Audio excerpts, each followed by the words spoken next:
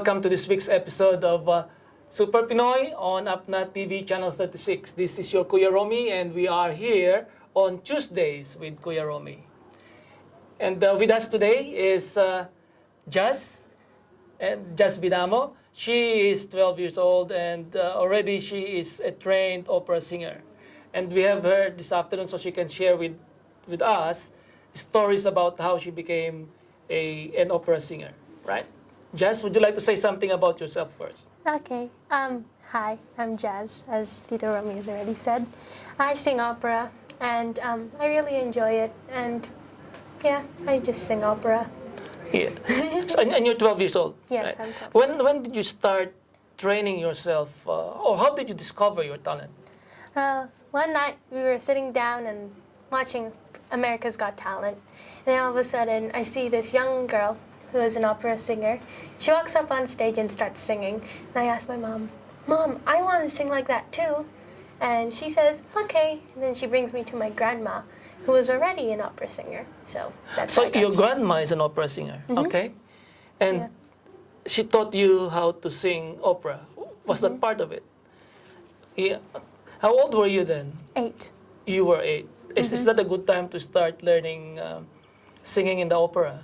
At Yeah. 8? Or can you do it earlier? You can do it earlier if you want, but like that's when I started, and feel like I started really well. Yeah.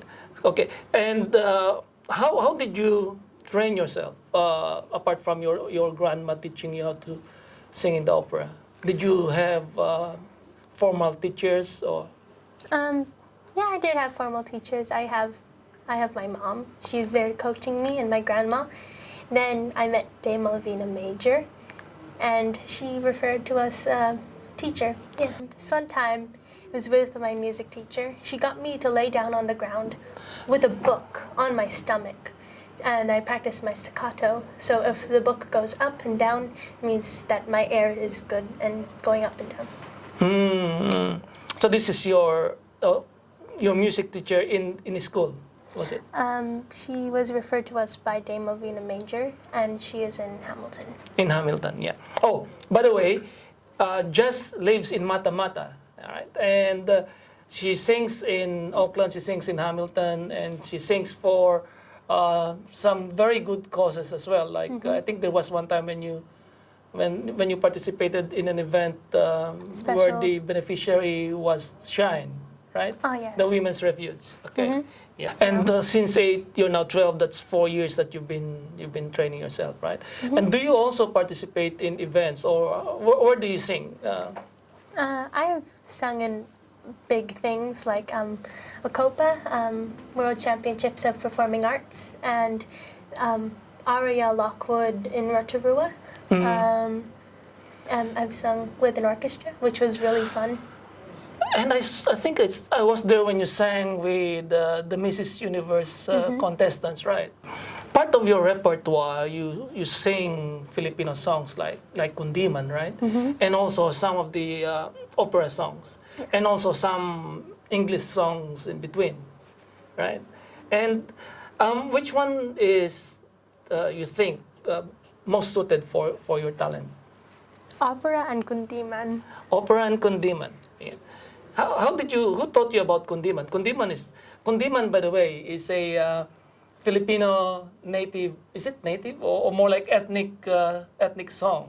And it's in Tagalog or in Filipino. And usually, we don't hear much about it now, but Jazz is talking about learning it and loving it. So who taught you about Kundiman, Jazz? My grandma. She sang it when she was still in her opera singing years. And yeah, she told me about it, and I said, "Hey, I want to do that too." Where was she when she was doing opera? I think she was in college Yeah, back in back then. the Philippines, or Jazz, in 2019, you were dubbed the New Zealand Opera Princess, right? In 2019, and this is because you represented New Zealand to the Championship of Performing Arts, also in 2019. Now, you were talking about a significance of this title that you got, and your grandmother, right? So tell me more about it. So back then, my great-grandma, she was dubbed Princess Soprano when she was just 13. And at the time when we were coming up with the name Opera Princess, we didn't know this until very recently. So we thought, oh, that's so cool that my great-grandma was actually called Princess Soprano. And my grandma was an opera singer. Do you have any favorite song? Not really. They're all really, really nice. And like just listening to them brings me to another place. We're going to take a break for now. And when we return, we talk more about jazz and what she's doing in the opera stage.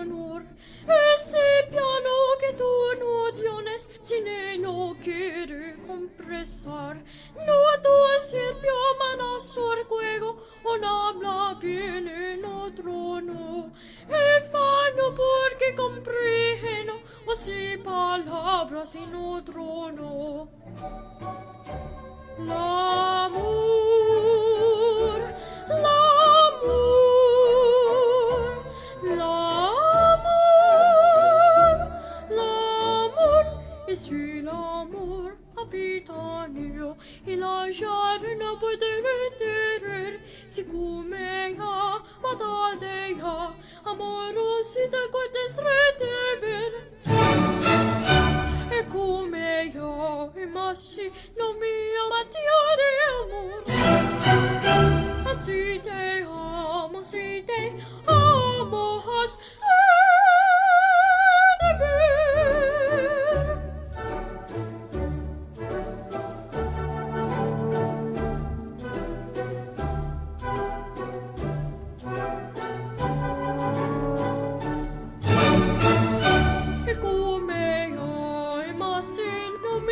día de amor.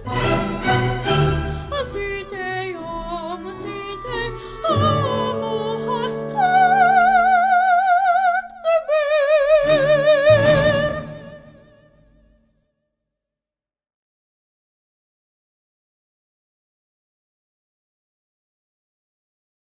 We're back, and thank you so much for watching us. Kuya Romy here. This is Tuesdays with Kuya Romy, and we're back with Jazz Vidamo. Jazz, we talked about Shine before we had a break. Can you tell us about how you feel about contributing some of your talents to a worthy cause like Shine? I felt really good, like I was doing something that was helping other people. I also felt when I was singing, like I was like really like, oh my goodness, this is really fun. And when I was singing at the Shine Foundation, I felt like I was helping out for a really good cause, and it was a really good cause. Yeah. Jazz, you're now 12 years old, right? And of course, as you grow older, the quality of your voice will change, right? For the better, I hope. Stronger, bigger. How do you maintain your voice? Is there anything in particular that you observe, like, I don't know, maybe not drinking cold water or something? Well, sometimes I drink cold water just because it's really hot right now. But yeah, not drinking cold water just before any performances. And I drink hot water instead. And I make sure not to eat crunchy foods because that kind of scratches my throat a bit. I feel like it. And so one time I had ice cream just before I went to like a music lesson. Then I wasn't able to sing properly. Right, right. Because it ruins, or it has a negative effect on your throat, your larynx, and on the, yeah. So apart from all of those things, do you do any voice exercises? I can imagine it like you wake up in the morning and you open your windows and or something like that. I kind of just sleep in sometimes. Yeah. But what I do, I have like these tracks. They're like helping tracks, I guess. Like it just tracks that help you practice with like breathing and keeping you sustained. Like this one called sostenuto. It helps you sustain your breath and has long phrases. So that's what I do sometimes. Yeah. So what's the range of your voice from, say, the lowest to the highest? I'm not really sure, but I think I can go pretty low and be able to do a bit of coloratura, I guess. And do you have anything that you are preparing for now, or you're just practicing? Just practicing, yeah. And is there any month of the year where maybe you can call it an opera season, or nothing in particular? I think March or March. July. Okay, I'm March not to sure. July, yeah. And that's usually when you get your singing invitation. Yeah. And Yeah. The rest of the year you just train, right? Tell me more about something that you do on a daily basis. Which school do you go to in Mata-Mata? Mata-Mata Christian School. Mata-Mata Christian School, and this is within the township of Mata-Mata. Would you like to say something about your mom? Your mom is Lay Vidamo, right? And your dad is PJ Vidamo. And of course, you've got another sibling. Yeah. Your Jazz and your sibling is called Blues. So Jazz and Blues. Okay. Would you like to talk more about them? So my mom, she's a really good mom, and I really enjoy. Are you saying that because she's here in the studio? Or? Just because she is here in the studio, and it's true that she is a really great mom. All right. And she supported me a lot, and she's my best friend. Right. And in her words, my girlfriend. And my dad, he is very supportive, and I love him so much because he like does all the driving for us and gets Right. us where So you've we got a need to go. driver. I guess. That's a good one. And my sister, she's the #1 supporter. She has been with me forever, and I love her very much. And how old is Blues? She's 10. She's 10, yeah. You're 2 years older than her. Right, okay. What are your plans for the future?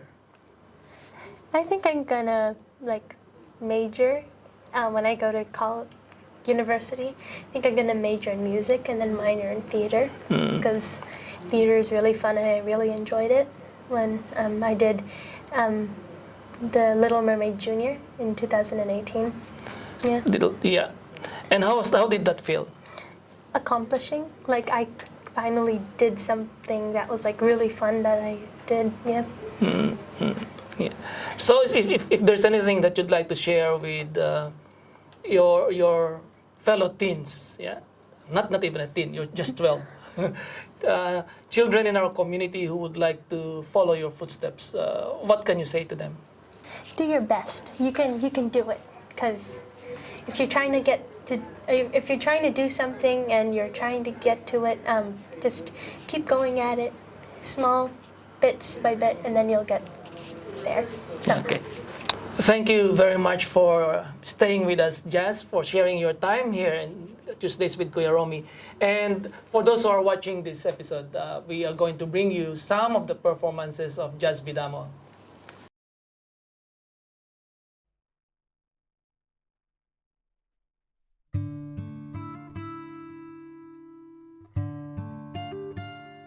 Where the north wind meets the sea, there's a river full of memory. Sleep, my darling, safe and sound, for in this river all is found.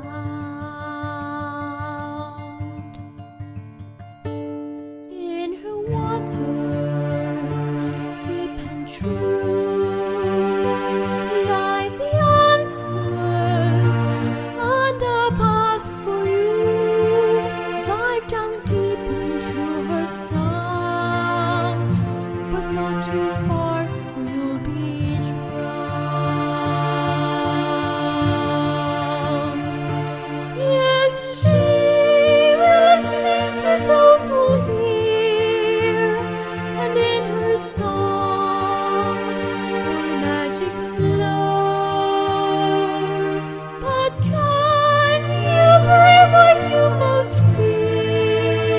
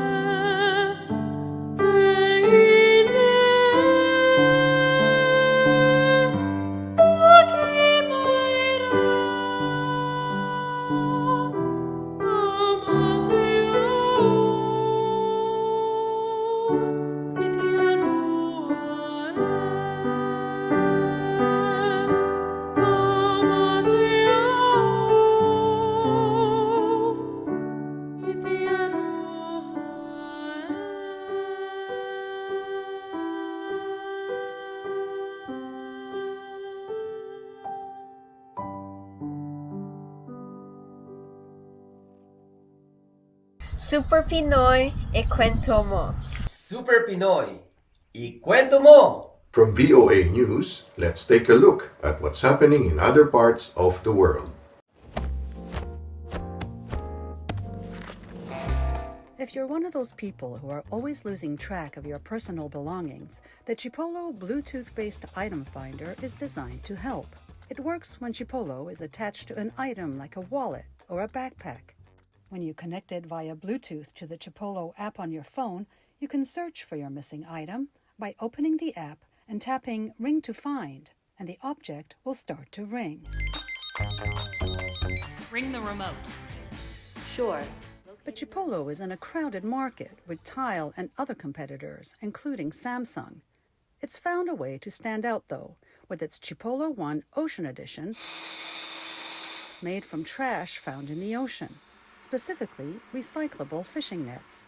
Our products are made of plastic, and even though they are very small and we are not contributing like a lot of plastic consumption, we still felt that we should be environmentally responsible and conscious. With the help of OceanWorks, an organization that aims to rid the world of plastic waste, the recovered plastic is pulled from shallow waters and turned into pellets to create the outside casing. By incorporating ocean plastics into their product, it really sends a message to not only consumers, but other businesses that really anything is possible and you can start small and have really big results. Chipolo also recently donated $10,000 to Oceanic Global, a nonprofit organization that supports ocean cleanup efforts. On average, a plastic item takes between 500 and 1,000 years to break down. That's why it's so important that companies like Chipolo are finding innovative ways of actually using this existing plastic. Harmful plastic trash in our oceans and seas is growing at an alarming rate. Single-use plastic products, as well as plastics found in lost and abandoned fishing gear, make up about 70% of all marine litter, according to the International Solid Waste Association. Companies are tapping into these concerns. Adidas has a shoe line from ocean plastics. The carpeting in an upcoming SUV, the Fisker Ocean, also comes from recovered ocean plastics and fishing rope. In the meantime, Chipolo is feeling good about the small contribution it's making to a large global problem. We are not just selling a product that's made out of the recycled fishing nets, but we are also spreading awareness about the ocean pollution itself. So maybe we are also encouraging other companies to start thinking about it and also make products that are made out of the recycled plastic instead of the virgin materials. Julie Tabo, VOA News. The naval ship USS Constitution was launched in 1797. Although retired from active service, the historic ship, nicknamed Old Ironsides, is the oldest commissioned naval vessel still afloat. The ship is most well known for its action during the War of 1812 against Britain, when it defeated 5 British warships. Named a museum ship in 1907, Old Ironsides has always fascinated Dame Zaturoski of Struga, North Macedonia. With the help from an engineer friend who provided the architectural design, Zaturoski embarked on a 7-year-long adventure to create a perfect replica. Everything has gone through these 2 hands, from the smallest to the largest part. Most of the material I used on the model is repurposed. The goal was to make it 90% authentic. Today, the USS Constitution is berthed at a pier in a former naval yard in Boston, Massachusetts. Zaturoski's model is a loving homage to the American frigate. It is 1.5 meters high, 2 meters long, and 45 centimeters wide. It took him about 9 hours a day for 7 years to reach this final stage. Zaturoski handcrafted every single detail and used 220 meters of cotton thread. You may ask, where are those 220 meters of thread? Look closely. This is like a fine embroidery. The thread extends to the top, then goes back. One piece of thread can go up to 1.5 meters or 2 meters in length. Each thread has its own function. It holds the 54 cannons. Most of them are on the deck, and 22 are under the deck. There are also 4 boats that are outfitted with life belts. The idea to build ship models was born while he was serving in the former Yugoslavia's navy. In our free time, several of us sailors would retreat under the deck in our makeshift workshop. Instead of sleeping, we would build small boats. Model kits and additional parts were available for purchase. It was fun. I learned the craft there. It stuck with me years later. A recognized artist, Zaturovsky also builds scaled models of churches. He simultaneously works on 2 at the moment: Plaušnik, a monastery built in the 9th century, and St. John Kaneo, a Macedonian Orthodox church located on a cliff overlooking Lake Ohrid. Zaturovsky's home serves as a showroom for a variety of works of art. He says he has been painting for as long as he can remember and has been building boat models for the past 30 years. Most of his works are made not to sell, but for the pure pleasure of creating them, he says. For Miki Trajkovsky in Struga, North Macedonia, Anna Rice, VOA News.